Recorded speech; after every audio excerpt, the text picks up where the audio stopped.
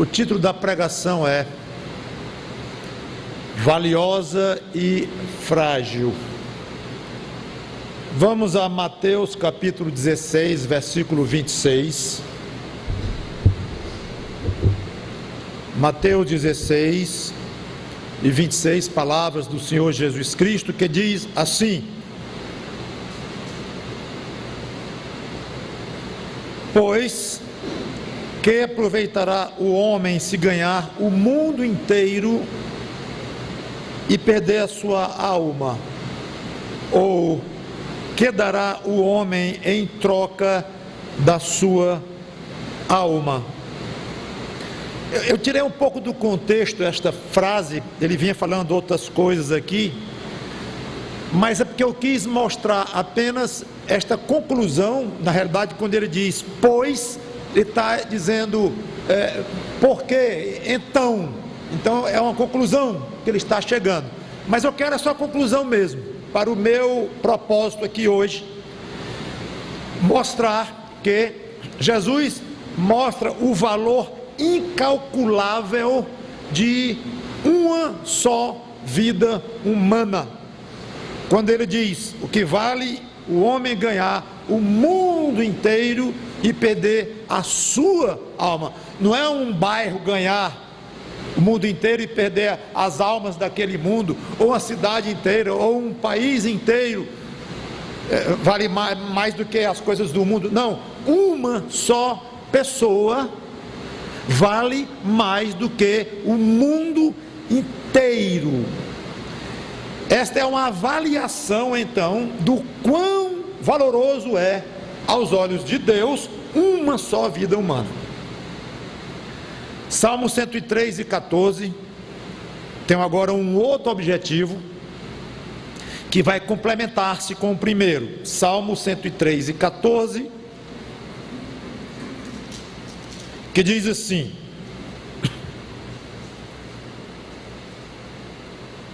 Salmo de Davi, pois ele, Deus no caso, pois Deus, ele conhece a nossa estrutura e sabe que somos pó. Vamos orar. Santo Deus, Criador da vida, quem mais do que Tu podes falar da vida, o valor da vida, a fragilidade da vida, as consequências de um modo de vida, tudo o que Tu quiseres falar sobre a vida. E os homens não podem falar praticamente nada, a não ser o pouquinho que conhecem experimentalmente da própria vida e de algumas pessoas ao seu redor.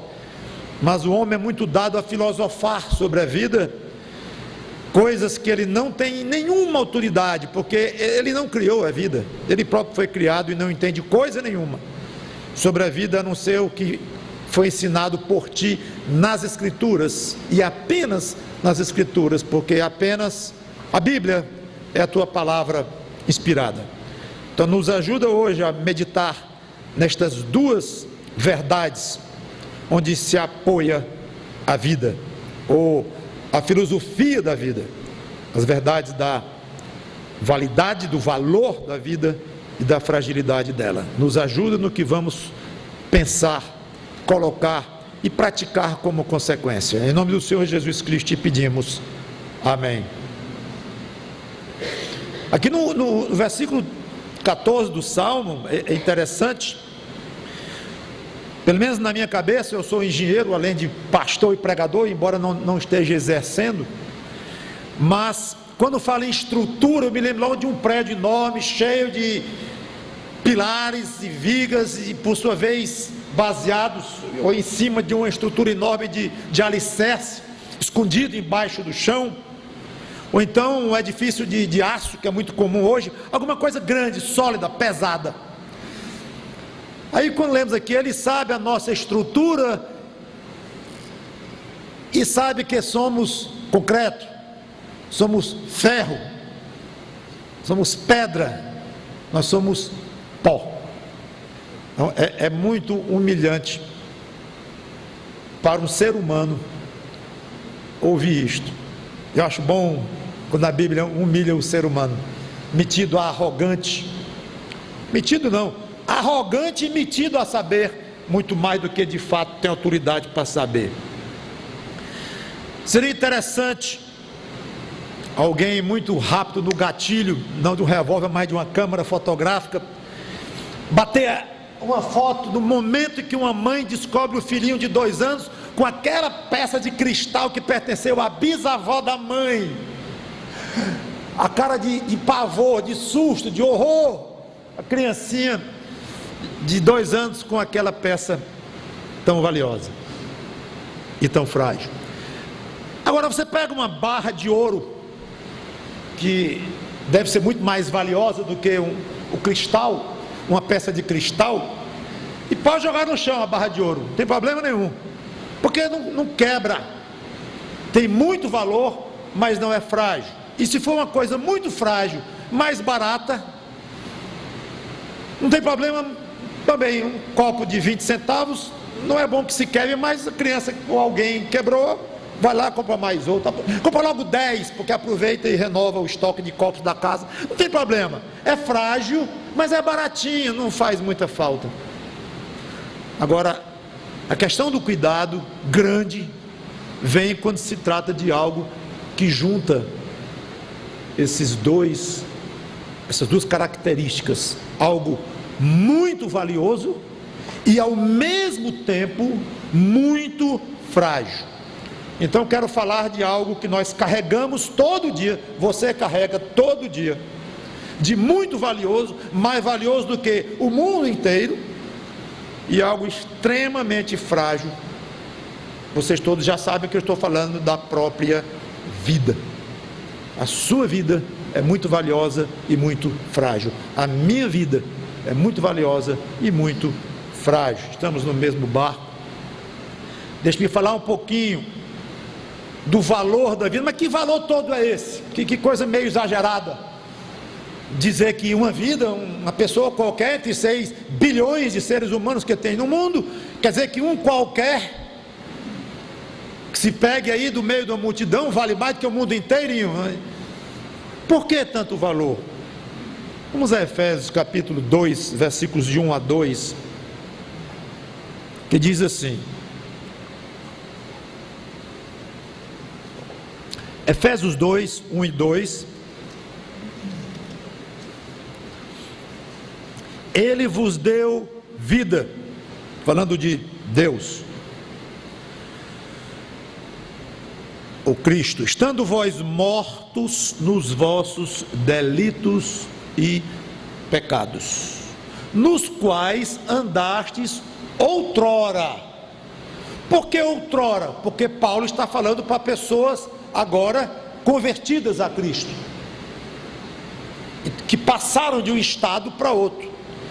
Ele vos deu vida, estando vós mortos nos vossos delitos e pecados, nos quais andastes outrora, segundo o curso deste mundo, segundo o príncipe da potestade do ar, do espírito que agora atua nos filhos da desobediência. Ou seja, o homem natural, ele é espiritualmente morto.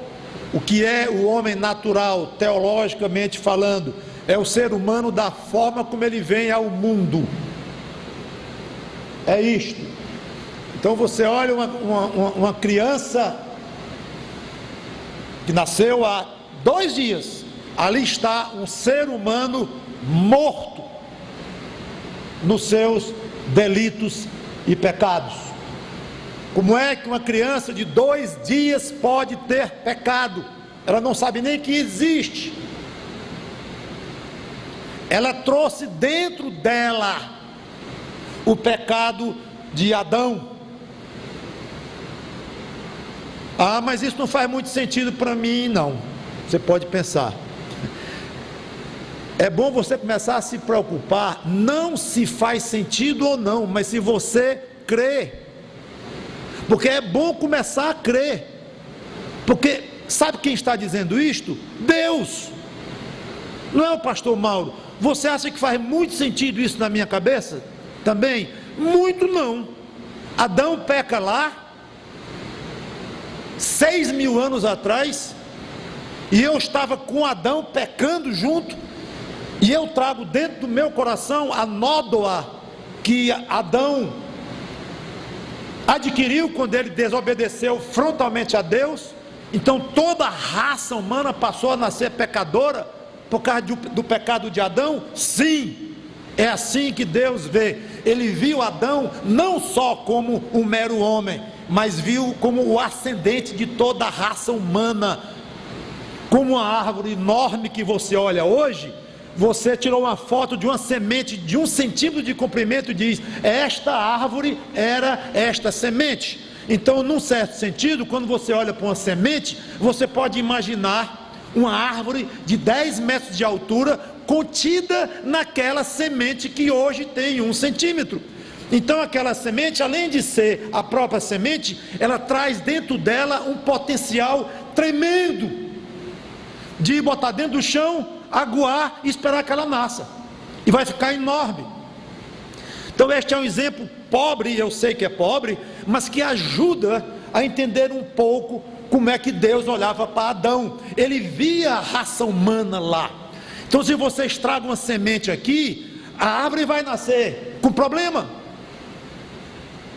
Então Adão foi estragou-se com o pecado, manchou-se, e aquilo contaminou todos aqueles que vieram dele, você, eu, todos nós da raça humana. Então Deus condenou a raça humana inteira, porque ele viu a raça humana pecando em Adão, literalmente. Para Deus foi assim.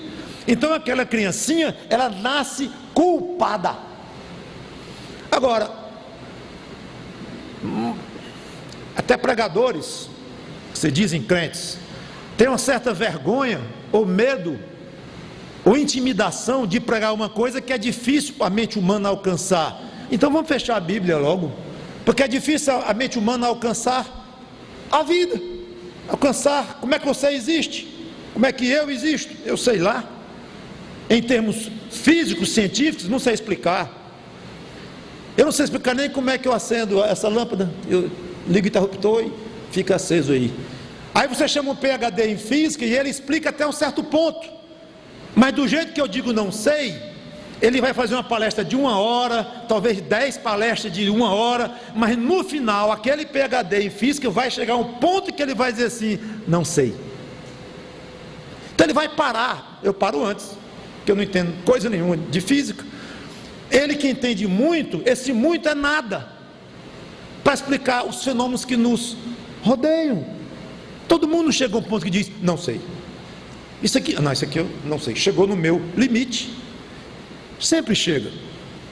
Então é melhor aceitar que o ser humano nasce morto nos seus delitos e pecados. Mas esse pessoal que recebeu a carta de Paulo, Paulo diz que Deus deu vida àquelas pessoas. Opa! Então tem uma possibilidade de uma mudança ao longo da vida. Desta vida aqui, claro, a vida física. Quando eu falo que nasceram morto, é morto espiritualmente. Mas ao longo desta vida aqui, esse pessoal aqui que Paulo está escrevendo mudou. Eram mortos e ficaram vivos. E não é só esse pessoal, nós, todos os que somos salvos em Jesus Cristo, passamos pelo mesmo fenômeno. Nascemos mortos nos nossos delitos e pecados, espiritualmente mortos, mas alguma coisa aconteceu que Deus deu vida para essas pessoas aqui. Agora, se nada ocorrer ao longo da vida da pessoa, esta situação de condenado, de morto nos seus delitos e pecados, ela continua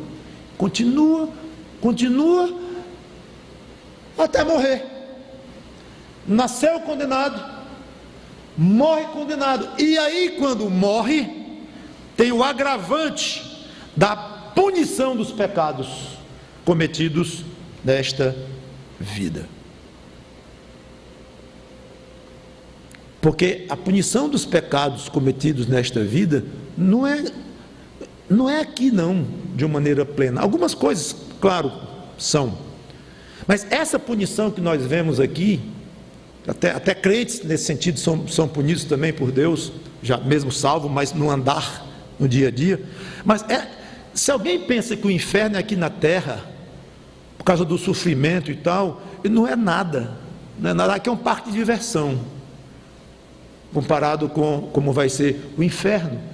Então vai começar realmente, ou vai definir o julgamento daquela pessoa, o que ela fez, no dia que ela morrer.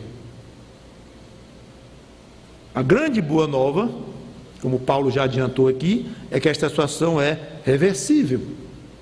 Alguns são salvos ao longo deste percurso da vida. O Senhor Jesus Cristo disse: eu sou o caminho e a verdade e a vida. Eu sou a vida, eu dou a vida eterna, eu dou. Jesus Cristo falando assim, claramente.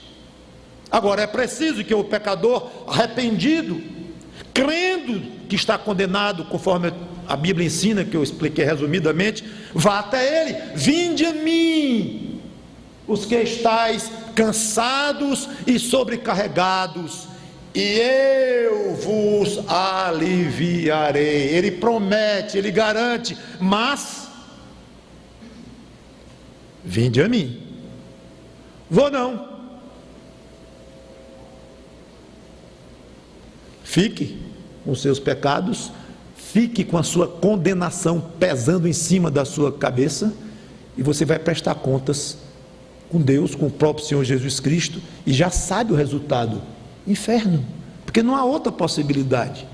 Inferno é outro nome que muitos hoje em dia têm medo de falar, não é politicamente correto, ou talvez não seja religiosamente correto, sei lá, porque é um termo ofensivo. Não é ofensivo tanto quanto, olha, se o senhor for pego num crime e for condenado, o senhor vai para a cadeia. Não fala em cadeia aqui. Não fala em cadeia. Que país é esse que não se pode falar em cadeia? Não pode falar no tribunal? Por que não? Um país sem lei? Então por que não falar em inferno? Que é para onde vão os que Deus condena. Mas observe que ao mesmo tempo que a gente fala de condenação, de inferno, uma mensagem forte, eu estou falando aqui ao lado de alguém que disse que é o caminho e a verdade e a vida. Eu dou vida. Então é uma mensagem de esperança, é uma mensagem espetacular. Evangelho é uma junção de duas palavras no grego,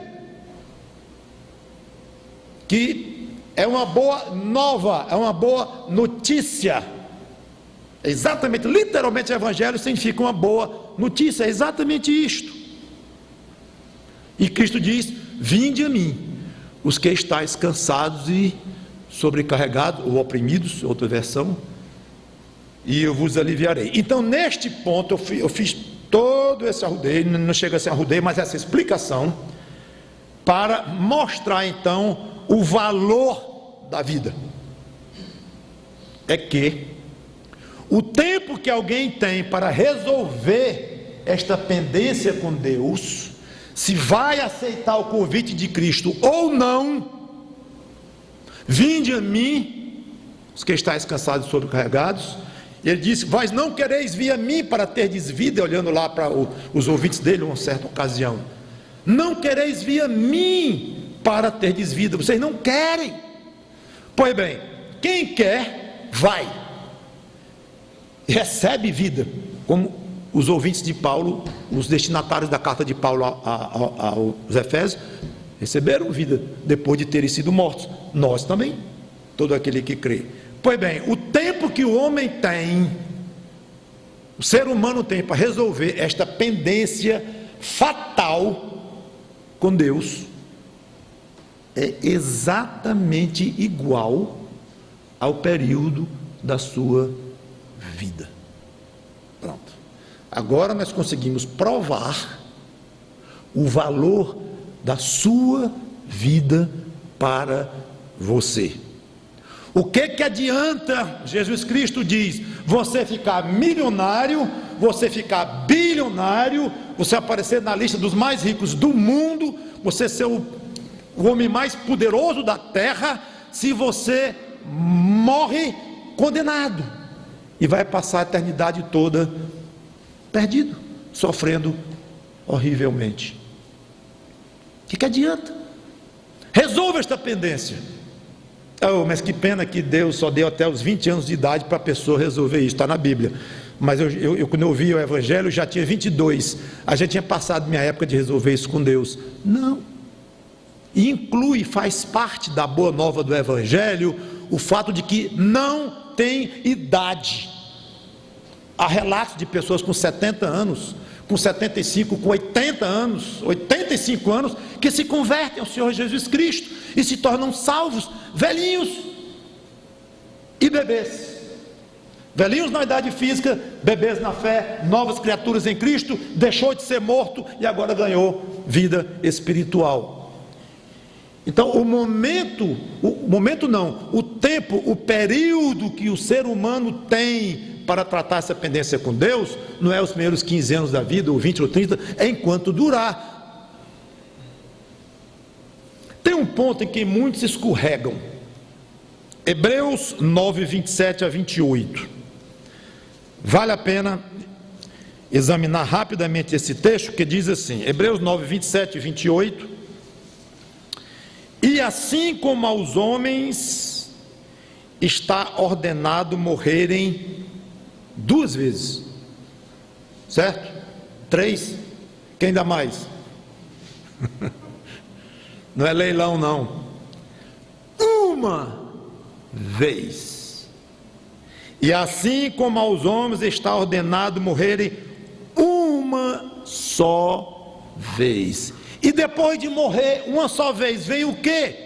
E depois disto o juízo, o julgamento. Fim. Essa história de morrer várias vezes, de morrer e voltar noutra pessoa ou noutra forma, e várias modalidades dessa doutrina, alguns até se chamando de cristãos, não tem nada de cristão porque não é bíblico.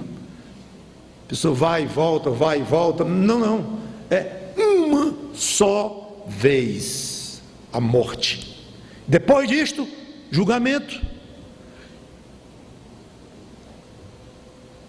Cai por terra totalmente a ideia de muitos de que Deus vai quebrar o galho. O brasileiro gosta dessa expressão, né? Eu já ouvi, conversando sobre este assunto com pessoas, eu já ouvi algumas vezes. Ah, pastor, mas paciência, Deus vai quebrar o galho. Deus vai quebrar o galho. Explica melhor essa tua doutrina aí de quebrar galho. Aí alguns não levam mais sério e dizem, não, mas é porque ele é amor. Aí já fica um pouco mais importantes, com cara de teólogo. Deus é amor, e um Deus que é amor, não concebo que um Deus que é amor, mande uma alma perecer eternamente no sofrimento sem fim. Não entendo isto. Pois é. Estudou quanto tempo as Escrituras já, meu amigo? Já aprofundou um pouco no que é o amor de Deus, em que se constitui o amor de Deus? Já estudou um pouco a pessoa de Deus, que a Bíblia revela como este Deus? Sabe nada, coisa nenhuma, nunca leu nada de nada, e se leu de uma forma confusa, superficial, e mal orientado e misturado, lendo uma cor daqui, outra cor de lá. Aí começa a dar palpite, que eu acho isso, eu acho aquilo, e começa a julgar o próprio Deus. Patético, é patético. Uma criança de 5 anos de idade querer dar uma aula para um professor de faculdade, é patético. O professor vai olhar, vai rir, coloca a criança no braço, alisar o cabelo dela, dá um beijinho na face dela, coloca no chão e despacha. Não vai trocar uma palavra com aquela criança. Coitada, não sabe a tolice que está dizendo. Só que aí são 2 seres humanos.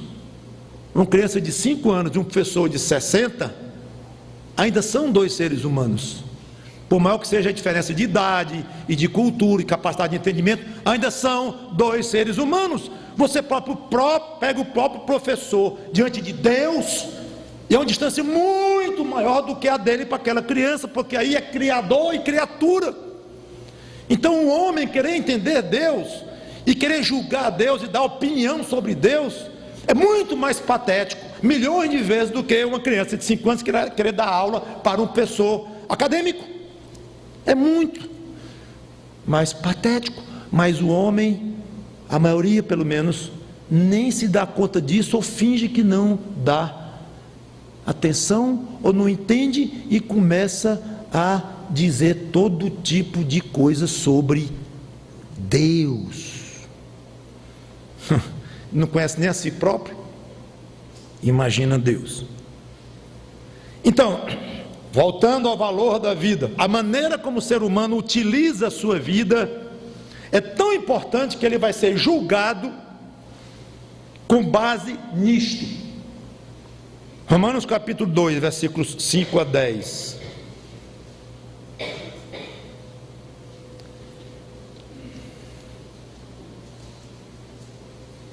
Romanos 2, 5 a 10. Eu não gostaria que pessoas crentes, ouvindo esta pregação, até aqui pelo menos, fiquem pensando, isso aqui já não é mais muito comigo, porque eu já fui salvo, minha vida já está garantida em Cristo, que está mesmo, concordo, mas que não tem nada a ver com você. Tem. Primeiro porque conscientizar-se do que aconteceu com você, que resolveu pela graça de Deus essa pendência com Cristo, vai fazer brotar gratidão no seu coração. Segundo, vai dar vontade de você falar isso para as pessoas queridas ao seu redor. E terceiro, saiba que a vida de um crente também tem muito valor diante de Deus, mesmo já estando aquela pessoa salva e com a pendência de vida eterna garantida. Mas não quer dizer por isso que agora eu vou deitar numa rede embaixo de um coqueiro, tomando água de coco, e esperar a morte chegar, porque não tenho mais nada o que fazer. A única coisa que eu tinha que fazer na vida era decidir se eu ia a Cristo ou não. Fui, estou salvo, tenho fé nisso? Tenho. Então eu vou esperar a morte chegar e curtir minha eternidade ao lado dele. Não. Há muito mais do que isso para fazer, falando de um crente. Não exatamente o que eu estou focalizando aqui, mas não pense que o pós-vida depois da conversão não tem muito a ver com você não, porque tem. Romanos capítulo 2, versículos 5 a 10 diz assim: mas segundo a tua dureza e coração impenitente, acumulas contra ti mesmo ira, para o dia da ira, é forte, e da revelação do justo juízo de Deus, julgamento justo, que retribuirá a cada um segundo o seu procedimento. Vida eterna aos que, perseverando em fazer o bem, procuram glória, honra e incorruptibilidade. 2. Mas ira e indignação aos facciosos que desobedecem à verdade e obedecem à injustiça. E a passagem continua até o 10, eu quero ler ainda. Tribulação e angústia virão sobre a alma de qualquer homem que faz o mal, ao judeu primeiro, depois ao grego. Grego é aquele que não é judeu, gentil, não é só o que mora na Grécia, nasceu na Grécia, não. Glória, porém, ao contraste, e honra e paz a todo aquele que pratica o bem, ao judeu primeiro, mesma coisa, e também ao grego, ou ao gentil, porque para com Deus não há acepção de pessoas. Rapidamente, o versículo 6 traz a palavra procedimento. Então, acumulas, procedimento, versículo 6, que retribuirá a cada um segundo o seu procedimento. Esse procedimento significa a maneira que a pessoa vive, incluindo convicções e práticas. Não pense, não seja nem tentado a pensar que esse procedimento, já sei, é dar esmola, fazer o bem, está aqui escrito, a Bíblia está escrito, se eu fizer isto, fizer o bem, vida eterna, paz, honra. Primeira coisa, esse procedimento aqui é uma forma de viver muito abrangente que inclui o todo da pessoa, a mente, o espírito, o psicológico, as convicções, juntamente com as coisas que ela faz e pratica. Não é só abrir o bolso e dar uma esmola, independente do que passa dentro do coração. Aliás, a Bíblia diz que Deus vê antes o coração do que as coisas externas. Então você acha que vai engabelar Deus, enrolar Deus? Olha, eu fui um homem muito bom, porque eu fiz caridade, eu fiz isso e fiz aquilo, mas com o coração ruim, longe dele. Não, esse procedimento está péssimo. Então, primeiro, não é só questão do que você faz, mas do que você tensiona, da intenção sua dentro do coração. Isso faz parte do procedimento. Segundo, rapidamente quero explicar, fazer o bem. Esse fazer o bem, gente, não é fazer o bem aos seus olhos, não é fazer o bem aos meus olhos. Os seus critérios estão muito poluídos, os meus também, pelos nossos pecados. Quem sou eu para dizer o bem é isto? Agora eu vou lhe dizer se você fez o bem ou não na vida. Não somente fez, mas se pensou dentro do seu coração também ao fazer uma obra, se tudo que está dentro de você é benigno ou não é. Eu vou dizer, não tem ser humano na terra que tenha esta autoridade. Então, primeira coisa, esse bem, fazer o bem, é um bem aos olhos de Deus. Eu não vou aqui dizer o resumo de tudo isso, porque eu vou levar muito tempo e foge do meu propósito, mas não esqueça. Versículos 8 e 9 descreve o que todo homem natural, que eu já expliquei, da maneira como nasce, por natureza faz. Aos facciosos, que desobedecem à verdade, obedecem à justiça, fazem o mal e etc. Então até aqui alguém poderia argumentar, tudo bem, pastor, estou convencido da importância da minha vida. Ok. Aliás, não precisava nem ter ouvido essa pregação, não. Porque eu já tinha convicção de que antes da minha vida terminar, eu tinha que ter uma conversa séria com Deus. Eu sei, reconheço. Mas eu sou tão novo. É porque o senhor é novo, pastor. Rapaz, você é novo com 60 anos. É porque o senhor não sabe a idade do meu pai vivo. E o senhor não sabe a idade que o pai dele morreu. 101. Então, nossa, eu já vi gente dizer isso. A nossa família é muito longeva, ela vai longe, dura muito. 60 anos, eu sou um menino. Se eu for morrer com 95, por exemplo, que é mais novo do que o meu bisavô morreu, 95 para 60, eu ainda tenho 35 anos, pastor, para resolver essa pendência com Deus. Pergunto, será uma atitude sábia? E agora entramos no segundo ponto, que é a fragilidade da vida. Olha, a vida é comparada a 4 coisas. Primeiro, uma flor. Salmo 103, versículos 15 e 16. Diz assim, Salmo 103 e 16.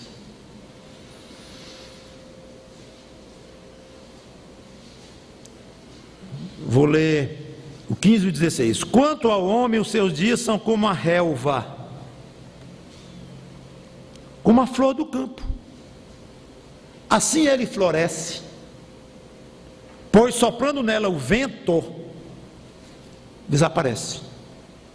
E não conhecerá daí diante o seu lugar. Então é interessante, a gente fica admirado quando alguém morre de repente. Rapaz, o fulano, eu não acredito. Está Estava com ele ontem aqui, encontrei com ele na beira-mar, andando. Morreu. Já foi o velório dele. Como é que pode? Mas quando você sai de casa e olha para umas flores que ontem estavam bonitas e hoje estão murchas, mortas e feias, você não se admira. É só uma flor. Incoerência. É tão natural, ou deveria ser para você, a reação de ver uma flor linda hoje, com toda a sua beleza, seu frescor, todas as suas cores, amanhã feia, murcha, talvez já na calçada. Devia ser tão natural quanto encontrar o fulano ou seu amigo na beira-mar e amanhã está no velório dele. E aí, qual é o problema? Rapaz, o fulano, o que é que tem o fulano? Estava vivo ontem. E daí? A flor perto lá de casa, lá do jardim. O meu jardim também estava viva ontem. Hoje está morta. É a mesma coisa. Mas ninguém pensa assim. Por quê? Não, porque o ser humano é mais importante do que uma flor, concordo. É mais valioso do que uma flor, concordo. Então talvez deveria ser menos frágil do que uma flor, discordo. Porque não é menos frágil do que uma flor. Deus quis assim. Tiago capítulo 4, versículos 13 a 16. A Bíblia acha pouco dizer que a vida parece uma flor. Aliás, ela acha que uma flor ainda é muito sólida. É só para começar, para falar da fragilidade da vida, comparar a flor, porque Tiago aperta mais ainda. O exemplo, quando ele diz aqui em Tiago capítulo 4, 13 a 16: atendei agora vós que dizeis, hoje ou amanhã iremos para a cidade tal, e lá passaremos um ano, e negociaremos, e teremos lucros. Que a maioria das pessoas fazem esse tipo de planejamento. Vós não sabeis o que sucederá amanhã. O que é a vossa vida? Sois apenas como neblina, segundo figura, que aparece por um instante e logo se dissipa. Em vez disso, devias dizer: se o Senhor quiser, não só viveremos, como também faremos isto ou aquilo. Agora, entretanto, vos jactais ou vos gabais das vossas arrogantes pretensões. Toda jactância semelhante a essa é maligna. Então essa figura mostra mais fragilidade, porque numa flor a gente pega. Pegue no neblina. O estado dela é gasoso. Uma flor é matéria, molinha que seja, mas é matéria. A outra nem isso é, você não pega. Então é mais frágil ainda do que uma flor, a neblina. Então, ter como certo alguma coisa do seu futuro é tão tolo quanto apostar que uma neblina vai durar 3 horas e meia. Essa neblina dura ainda 3 horas e meia. Não, eu digo que amanhã essa neblina está aí. Não, eu acho que é 1 hora. Não adianta. Porque você entra em casa, vai tomar um café, aí o sol veio. Quando você volta, passou a neblina. Cadê? Mas ainda é muito dizer que a vida parece uma flor e parece uma neblina. Tem coisa mais frágil do que uma flor e uma neblina. Será que tem mesmo? Jó capítulo 7, versículo 7 diz assim, Jó 7 e 7: lembra-te, Jó falando a Deus, de que a minha vida é um sopro. Pronto, encontramos algo mais frágil do que uma neblina,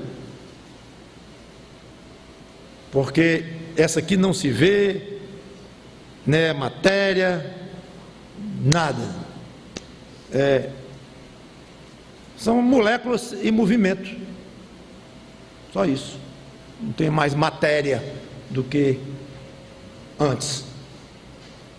Uma neblina tem, embora seja invisível a nossos olhos, mas um sopro é quando saem algumas moléculas da sua boca e empurra as outras, É só isso.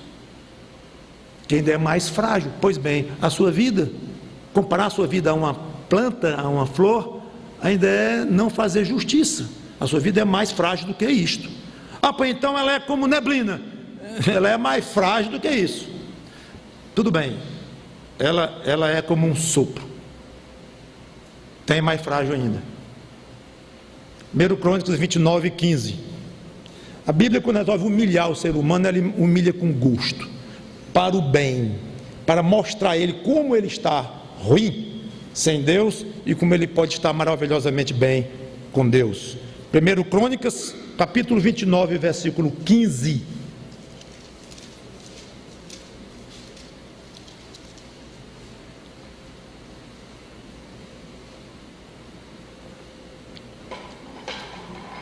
Primeiro Crônicas 29:15 diz: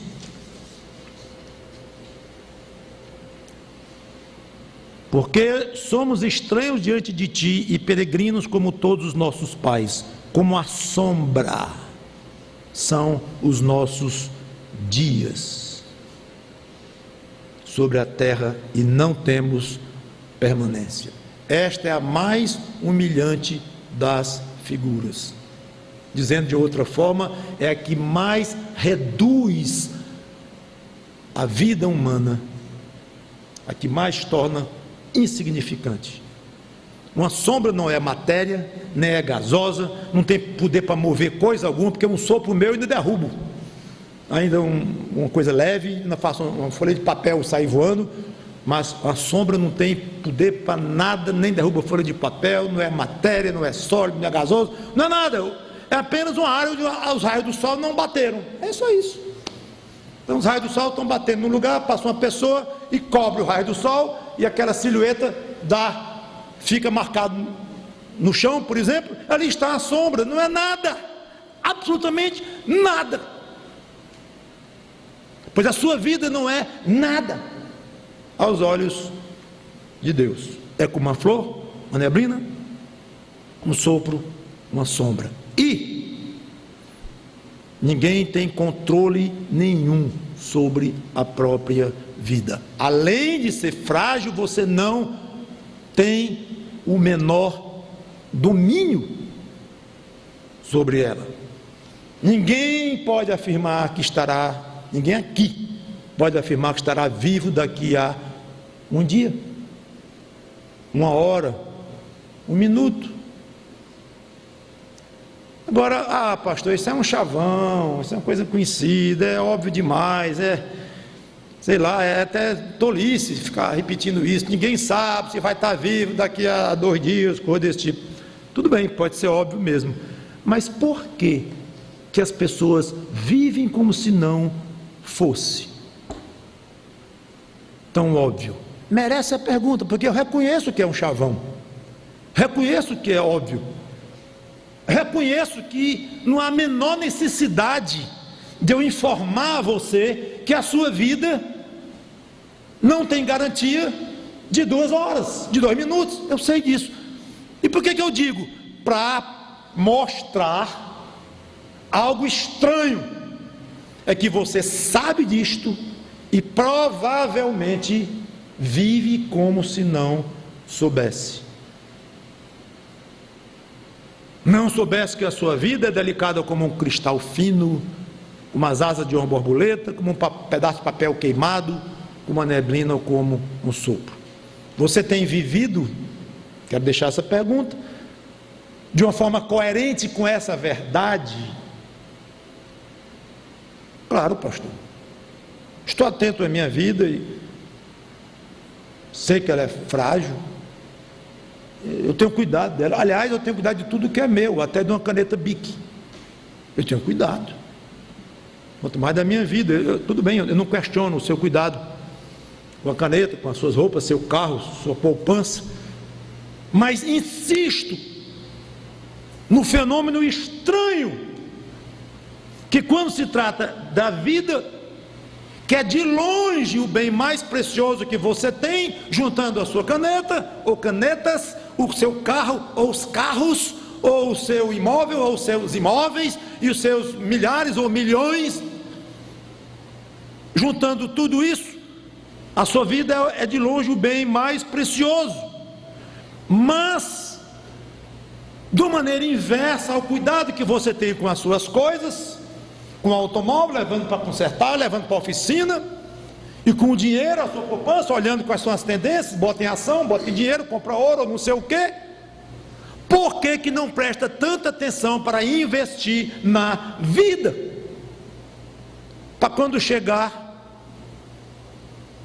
a hora da morte. Ui, pastor, cruz credo. Não fale em morte. Esse assunto eu me recuso. Não vou nem a cemitério, para não ver um amigo querido, um parente querido morto ali. Vou não. Está aí um assunto que eu não quero conversa. Morte. Tá bom. Aí o bem mais precioso que você tem fica jogado, absolutamente jogado num canto irresponsável da sua existência. Seu carro talvez seja o mais bem conservado da cidade, chega, brilha. Seu dinheiro, pouco ou muito, mas é bem aplicado. Sua saúde, check-up do melhor médico de Fortaleza todo ano, perfeita. Pelo menos o acompanhamento é perfeito. Mas a sua vida, você não quer nem falar na possibilidade, que é uma certeza, que ela vai terminar. É uma pena.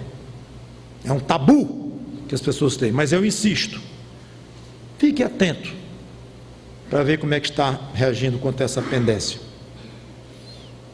E eu talvez até me arrisque a ouvir: pastor, vamos fazer um negócio? Tá bom, o senhor cuida da sua vida, que eu cuido da minha. Tá certo. Não gosto, fique falando assim da minha vida não, viu, pastor? Tá bom. Tá igual uma criança que acabou de ganhar um presente caro, de controle remoto, aí depois de 2 minutos está batendo no chão.